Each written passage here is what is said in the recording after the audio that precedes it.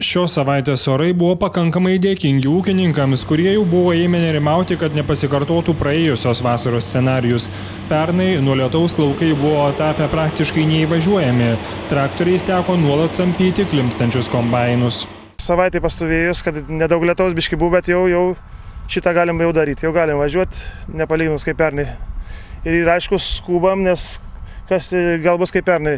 Pradžia geriau, paskui pradės lyti. Tai už tai, kad biški dar yra tos drėgmės, dačių reikia žyvinti biški, bet vis tiek kuliam.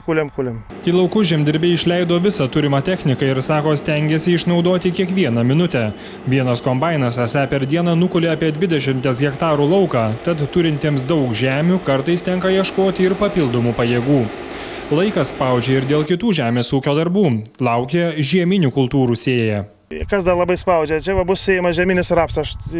Viską mes jau galim ruošti dirvą, o jeigu nenukulta, tai viskas darbai sustoja. Kadangi žieminiai rapsai daugelyje vietų nesulaukia pavasario, šiuo metu dažniausiai kuliami miežių laukai.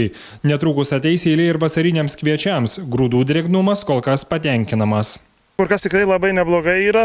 Jeigu kuo toli nebūtų lietaus, tuo jie mažiau būtų džiovinami, kurie jau, aišku, dar yra virš bazinės drėgmės, bet jau juos ant aktyvios ventiliacijos galima išdžiovinti. Ne ką mažiau nei pati pjūtis, ūkininkams rūpi ir grūdų kainos. Nors jos gerokai didesnės nei pernai, Liepos mėnesį buvo fiksuotas staigus javų pigimas. Dabar kaina stabilizuojasi.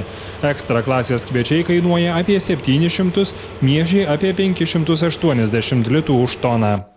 Vitalis Lebedis, Paulius Lebedis, Šiaulių televizijos žinios.